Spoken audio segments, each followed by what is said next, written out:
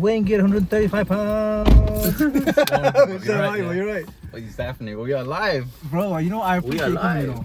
Thank you. Oh, you're right, mate. So I've always wanted to ask a UFC fighter some questions. First, you got to tell me the difference between UFC and MMA. Okay, so UFC is a promotion itself.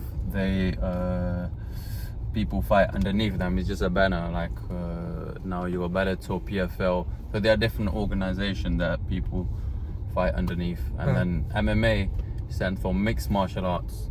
That's the sport itself, MMA. So when people say, yeah, let's do some UFC, it's because UFC is pretty popular. I did the BJJ. Okay. You know when you want to fight a real champ? Yeah. You let me know, yeah? Yeah. You what? When you want to have a real... when you want to have a real fight, Yeah, you let me know, because obviously I've done UFC, KFC, BJJ. So I know you've had like 3-4 fights. Okay, yeah. Yeah? Ammar, how did you get into UFC? Because you know what, I feel like to be an MMA fighter, you gotta be built different, man. You know what? Not everyone can like actually have got that fire inside to fight. I've had one fight in my life. Just one in all your life. My whole life, I didn't punch him back. No, did you not? Are you serious? He came to me and he said to me, "This is in high school," and he came and he said to me, "I've heard you've been calling my mum." Oh yeah, Right? yeah. I'm not out of nowhere, yeah. Yeah. Like also, I was deputy head boy at my school. Yeah. So I had a silver tie, good lad me, you know, bro. I worked hard. I worked hard to get where I was, yeah. Yeah.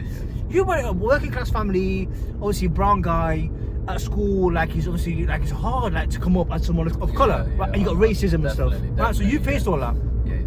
You imagine, I got my silver tie on, deputy head boy. There was 2 of us in the whole school, and he's coming to me and he's gone, and he was called Luke. Yeah. And he's come to me and he's gone, bro, listen, you know what? I heard you been calling my mum. I was like, bro, don't worry, you know how, you know, like out of nowhere, he just went lick. Is it? That's it. On my nose, yeah? And I had basically, but I was nearly in tears, you know. But I was nearly crying out. What year were you in? Year back 11. then? Year 11 as well. Oh yeah. You're grown, man. But you know, don't it? You feel a lot of emotions at that point. It's pretty normal to go through a lot of emotions because you feel like angry, you feel frustrated, and you feel annoyed. Like, why has this happened to you? You know. So how did that make you feel? I never punched him back, but bro, I was in tears, you know, like. But what? He brought my glasses. Yeah. I had a cut on my nose. Yeah, my nose is still bent a little bit. Just from that, yeah. No, I can't really tell, but anyway, I had a little bit of a bend in my nose. I went home and I told my dad, I was like, obviously, that was just what I don't want to do, like. Yeah. And he goes, listen, it happened in life. Like, it's good you didn't fight back. Yeah. And that was that. But at that time, bro, I was vexed. I had similar parents, you know. My parents always told me, like, yeah, you should, even if someone wants to fight you or whatnot, you know, even if they raise a hand on you, you know, you should just don't fight back. But that's not me, man. No, but then what got you into the headspace of, listen, this is what I want to do? Did you have loads of fights growing up? If you're in the wrong crowd, you're still gonna end up fighting. Yeah. Even if you stand up for your friend, you know, you're still gonna end up fighting. There's like a lot of brothers, you know, that don't really stand up for themselves, and I felt like, this is my brother, you know, I'm gonna have to stand up for him. So even in that sense, you still end up fighting. And now I'm kind of a lot older and seeing how everything turns out. And some people, they just don't have it in them, you know. They just don't want to fight. You know, they just don't want to fight. I think one of my biggest fears is hitting someone and causing them so much damage that I get in trouble for it. Yeah. You know, because you don't. I don't know how strong I am. Yeah. And everyone has, like, when it comes to fight or flight, or like, I had a cousin, he got in a car accident and his wife and kids were stuck in the car. Yeah. And he literally pulled the door off the car because they were stuck in the car. Yeah, that's bad. And in those situations, you don't know how strong you actually are. The human body is true. It's true. Once you really have to like fight for your survival, you'll be surprised. You'll be surprised. The human body can pull out some crazy stuff. Well, this is what I mean. Like my fear always is that I don't know what I'm capable of. You've had how many fights? 13 fights? 13 fights, yeah, correct, yeah. And you've won how many?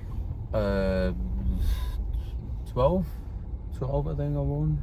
No, 11. Sorry, 11. Yeah. I've lost one as amateur, one as pro. Yeah. And now, what does it look like training for a fight? So training for a fight depend. Usually for me, the fight camps are 5 to 6 weeks, but even up to the first 2 weeks, if I'm having like an 8-week camp, first 2 weeks are just easing into it. You know, in terms of I'm eating normally just whatever's cooked at home. I'm eating my roti, my biryani, my salad. I'm eating all of that, brother. Trust me. But when it's fight camp, rather than eating having at least 2 rotis, I would have 1. This is third week. No, this is the first week of the 8 weeks. If Okay. I do, yeah. And what do you want to get? What do you have in? Coffee, but get a coffee and then let's half a chocolate pie again. Go on. Half, yeah? Yeah, half is alright. Yeah. Thank you so much. Cheers. Thank you. Right, so you've now you're on boiled veg and boiled chicken. Boiled chicken, right? Does it not have no flavour? Yeah, no, I can have little bit. But me, I try to cut out all of the extras, Really? extra calories. Yeah, so all of the sauces and whatnot, they're gonna just add up with the How calories. boring is that? It's dead boring, bro. So usually last week, I have to cut between my last fight. How much do I have to cut? I have to cut I think about 4 kilos roughly. I had to cut overnight. Overnight? Overnight I had to cut 4 kilos. Yeah. How did you do that? So But you lost 4 kilos. overnight. Yeah. That's right. Yeah. No, really? Yeah. How? For MMA, man, we cut a lot, man. How do I lose it? It's with sauna. You have to drain all of the. You have to just sweat out the fluids out of your body. That's it. That's how you can lose 5 kg. But when I'm in the sauna though, I've got to drink the water. I've got to drink water to replenish. Yeah, I know. You can't really have that. So before you have a fight, the day before you're weighing, Yeah. you're just drinking loads of water No, so on Thursday I'm drinking 1 liter only. in the whole day. In the whole day, yeah. But on Wednesday and Tuesday and the days before, I'm drinking 10 liters of day. water a day. Yeah. But- And that's just To do what? To help you lose fat? well, to clear your system. It's gonna clean your system, all of it. Well, how do you drink 10 liters in a day? You keep big bowls of water with you. You keep sipping. That is a lot, Oh wait, yeah. So you see the fight. It's intentional, bro. Yeah, man. And then furthermore, after all of it, you do this, and then you have to fight. Yeah. You haven't even thought about the fight. Yeah. I mean, we've not even spoke about getting in the spoken ring. about the fight. Yeah, man. Well, we're still on training. We're still on cutting the weight. That's what. And then once we make the weight, then you have to transition your mindset to the fight. Right. So then, now, you eat whatever you want after you weigh in. yeah, but you see, I'm not gonna lie to you, and this is not making excuses. Both of the fights that I lost is because I done a bad rehydration, man. I was having too much sugar, and you cannot afford to do that. Just because I had too much sugar, I felt bloated, but my body was still hungry. Really? Yeah. So what do you have don't after you perform. weigh in? What's the best thing to have for you? What do you have? It has to be very light food that the body can absorb. Yeah, but you're so hungry though, bro. Yeah, I understand, but even a small portion is gonna fill you. Yeah, that's true. Just because you've not really ate for a long time. So what do you have then? You're supposed to have chicken, veg, some fish, a lot of water. You're supposed to have a lot of water, but All I've heard you say is water for the past 3 weeks. yeah, brother, you're gonna love water, and then afterwards you're gonna hate water. Why do you put that squash in it? You can put squash in it, yeah. You can can put in it? squash, yeah. You Okay, can that's put squash boring, in you know. it. It is boring, yeah. I usually put the 0 1 calorie litre of squash. Yeah. No, not that one. Bro, for 10 liters of water. As a pro, you fight. The first round is 5 minutes, and then you have 1 minute break, and then another 5 minutes. So you do 3 5 minutes, and then a 1 minute break between rounds. And then those conversations you have with your trainer in between those in those breaks. Yeah, it's a bit hard sometimes to even hear the coaches, even though they're screaming in your head. just because you're... You sit there in the corner and then someone comes in, someone's throwing water on you and they're gluing your face back together with Vaseline and... Yeah, but it's like a flash. All of that is like a flash. You don't really remember much of it. And even when you're fighting, sometimes you don't really hear your coaches. It's just you're just so zoned in into the fight that it's very hard to hear your coaches as well. But as you get more into fighting, you start to become a lot more relaxed, and then you're able to hear everything. You're able to see everything, even outside of the cage. You know, just my first few fights is just me and the opponent. Really, that's all I'm focused on. Now I'm like, I can just kind of see everything. You know, I'm able to see my family over there.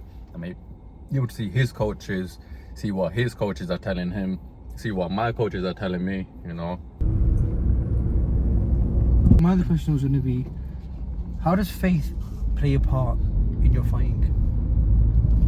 Does it play a part? Yeah, so for me, this is a career that has been chosen for me. This is a life that's been chosen for me. All of the things, the major decisions, me not being able to acquire the job that I wanted, everything has led me here to this moment that I'm in. That's what I believe, and this is what Allah has built for me. So I'm content with where I am, and I don't really look back. And in terms of the faith and religion, if you have a good faith, well, I have a good faith with my God, and I believe that He protects me in certain aspects, especially within sport, especially from injuries and whatnot as well. Obviously, you still get injuries because you're hard training, but I definitely think that God protects me, you know. Really? Yeah. There's been like a lot of times where all you have to do is, if someone has you in a lock, especially in jiu-jitsu, and you roll the wrong way, you're gonna blow your knee. You know, if someone is holding onto your leg and then you try to get out in a wrong manner, you're gonna blow your MCL, ACL, something. That's it. But alhamdulillah, I've been like, protected. I definitely feel that. Carl's here.